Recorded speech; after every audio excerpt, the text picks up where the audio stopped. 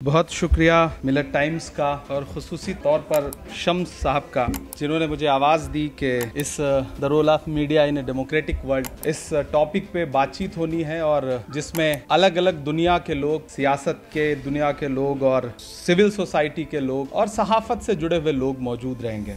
मुझे अच्छा लग रहा है कि यहाँ पर मीडिया की जो नई पौध है वो मौजूद है और इतनी तादाद में नए पौधों को देख करके अच्छा लग रहा है। नए दीवानों को देखें तो खुशी होती है।